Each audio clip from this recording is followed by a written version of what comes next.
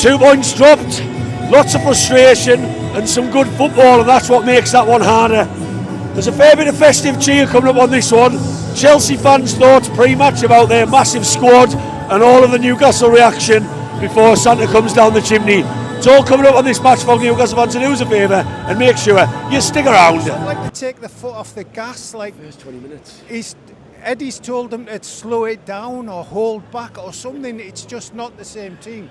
It's not the same performance. So unsustainable long term potentially, but while we're having success and we've been spoiled throughout the years. Yeah. So it could be, but it always keeps us on our toes.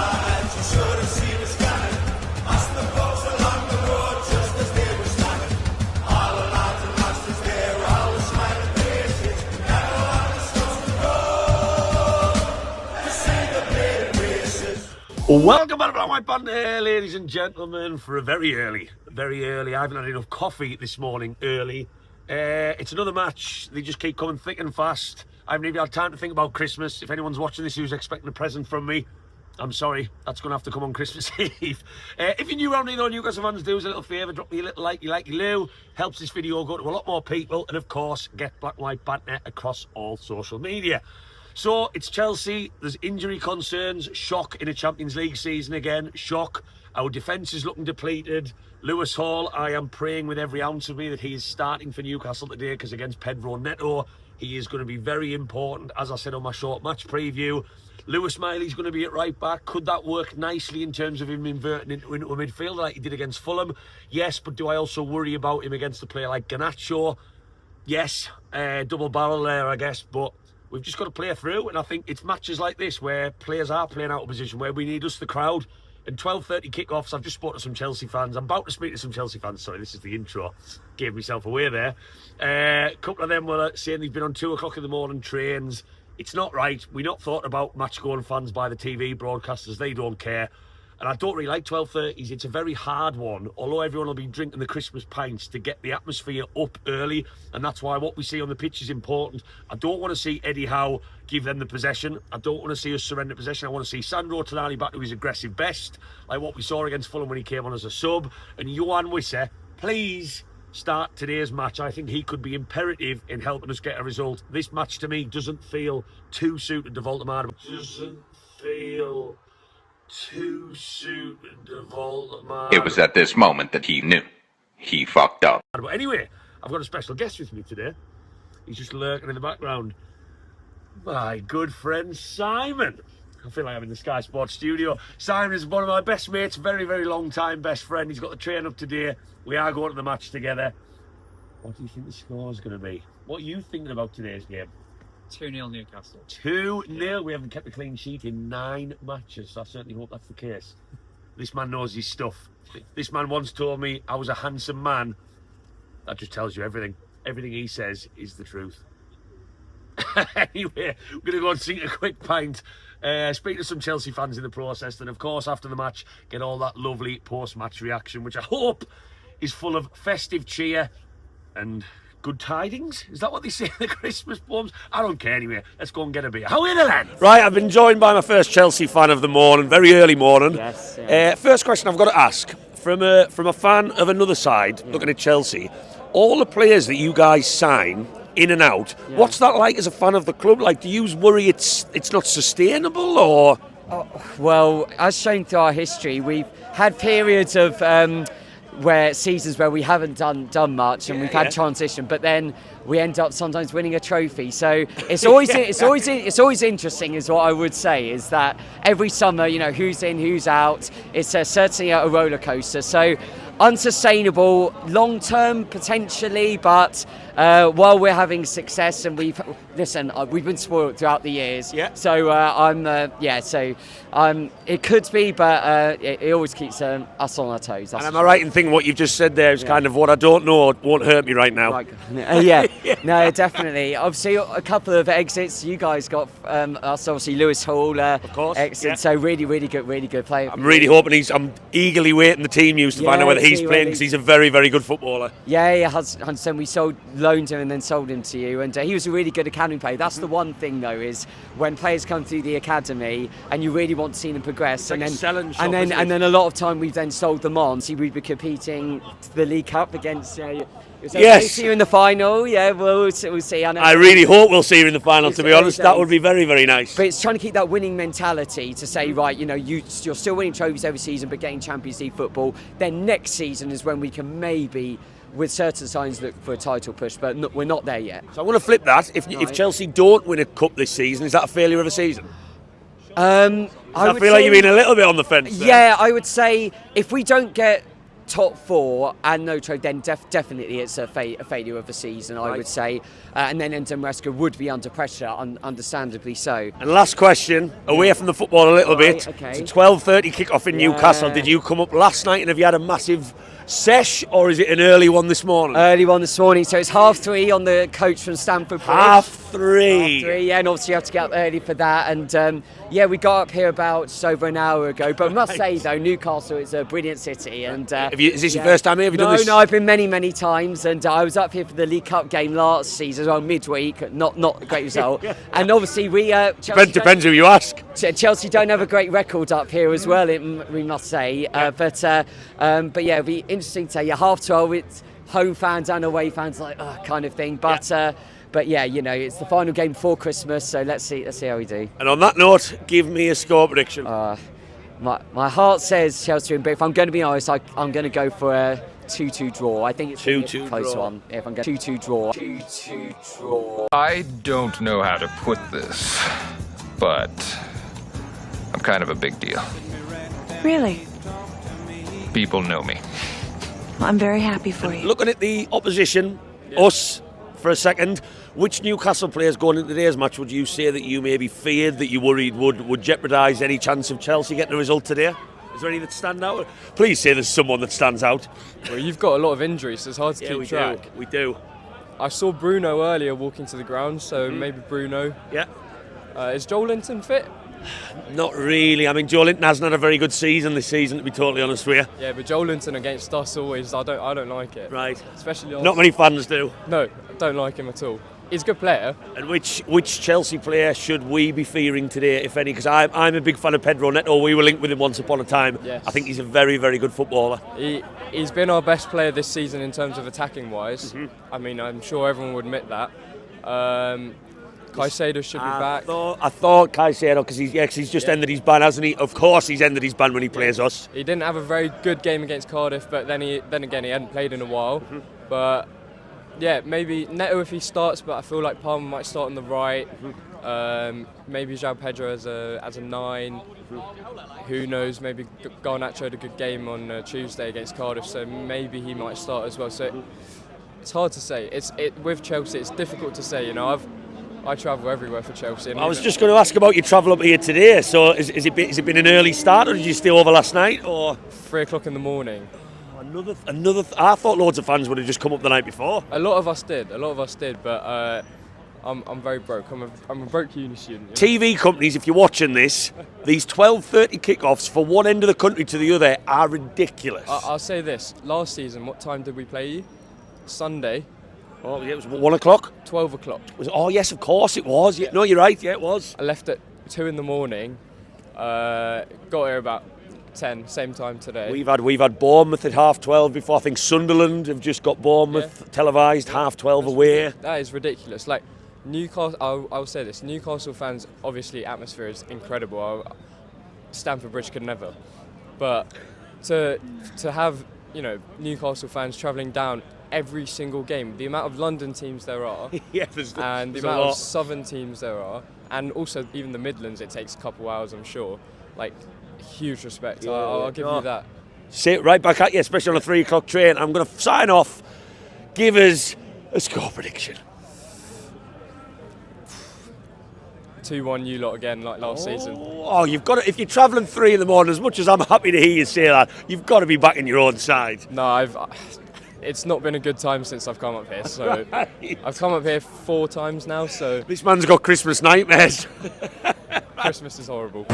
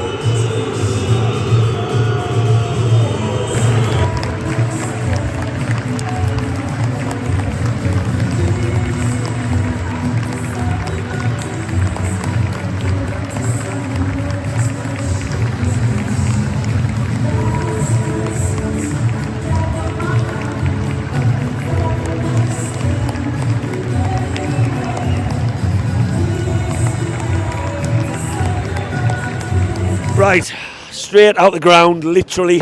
People are still piling out. Did that match in general sum up everything that Newcastle have been good and bad at this season, would you say? Well, exactly. Again, a game of two halves. They played absolutely brilliant in the first half. Why they didn't do that against Sunderland, I don't know. Yeah, But the second half, they just look like they take the foot off the gas. Like First 20 minutes. Eddie's told them to slow it down or hold back or something. It's just not the same team. It's not the same performance. So, breaking it down then, first half, I don't know what you think, I thought that was the best Newcastle played all season. Brilliant. We Absolutely. smothered them. We Absolutely. smothered them. Yes. But it's that 20 minutes, first 20 minutes of the second half, which was just such a factor in, like, should Johan Wisser have come onto the pitch sooner? Well, I would have I thought he would bring him on. Because Voldemar got the 2 goals, I thought, right, let's bring him on. What a contrasting Yes. week for Voldemar. Yeah, let's bring Wisser on now. Let's give him a full second half. But he didn't. And then I hate to say this, but Elanga. Oh, God. He had so much space down that wing every time, and he either cut in or he slowed right down. That chance when Ramsdale rolls it out to him. Yeah.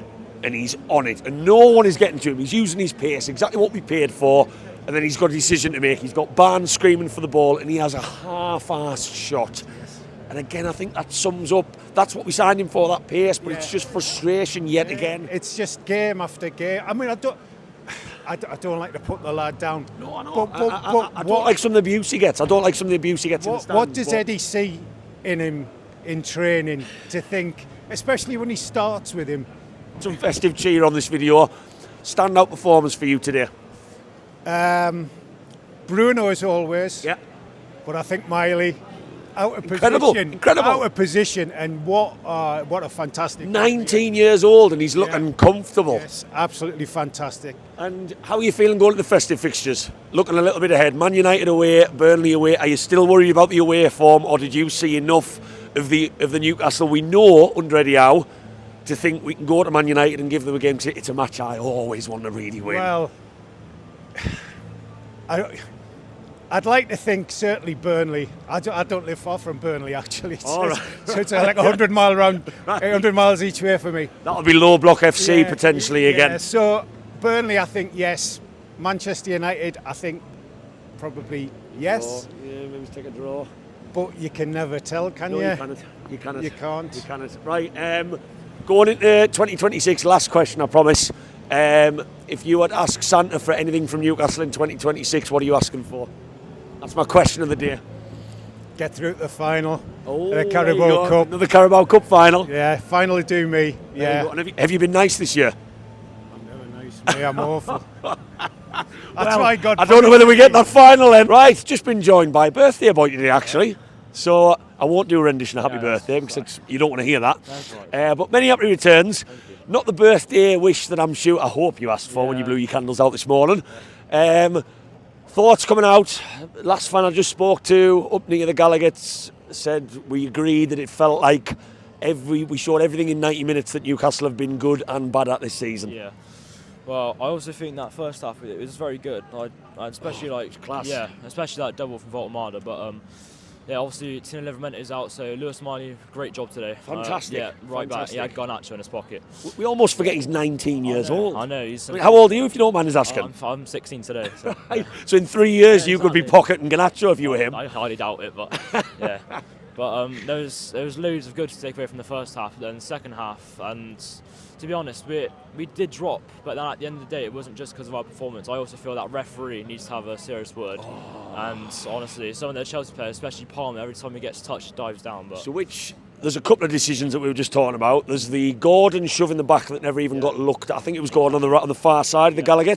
That wasn't even checked. Yeah. And then there's the Barnes one in injury time that apparently was checked and it was cleared. So which one are you? Is it all of them? Is it accumulation that's just frustrated you? I'd say all of them mainly, but definitely that last one at the end of the game. That had it for me. I thought that was it. Because I don't know what you think. It's frustrating for me because anywhere else on the pitch, those are free kicks. Yeah, exactly. And it shouldn't depend that it shouldn't matter that it's in the 18-yard box. That shouldn't be out. That's as far as I understand the game. Yeah, no, 100%. And I can't remember who it was, but it was Alanga during the end of the game, and he was running through, and he got tripped over when it was a goal kick, and the referee didn't even see it, but where he heard all the fans, he instantly put the Chelsea player, and that's just proof that he wasn't watching the game. I think I speak for everyone when I say that the standard of refereeing in the Premier League just needs to change, 100%. And I've spoken to Championship fans who've said the same. Yeah. It's just not good enough, is it? No, it's not. And VAR as well. VAR's hit and miss. It's either really good or really bad, but I do definitely think refereeing needs to have a serious look at.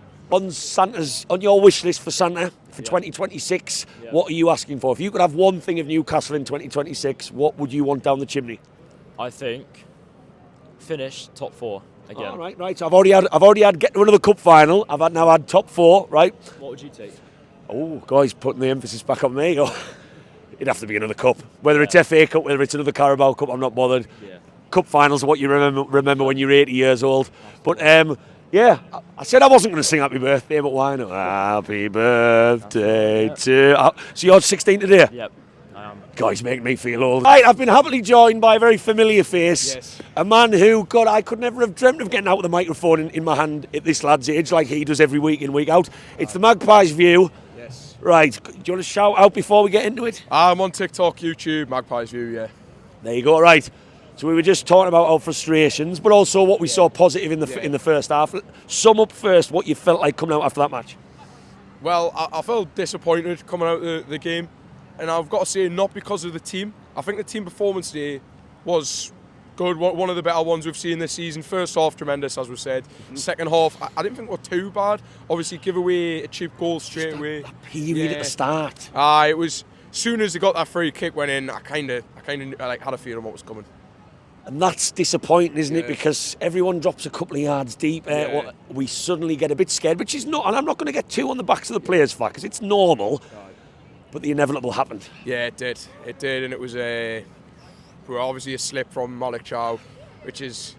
I haven't watched them back yet. But Steven Gerrard-esque, that, like, it's comedic almost. And I believe it was João Pedro player who we sniffed at in the summer. Was it? Yeah, I think it was, yeah. Just to rub salt in the wounds a little bit more. Oh, it's poor, like, it's just comedic. And then at the end, referee, talk about that. Yeah, well, that's been a common topic. So was the one, as I asked the last gentleman, was the one that stood out for you was the more frustrating one, because there was the Gordon pushing the back that wasn't even checked. Yeah.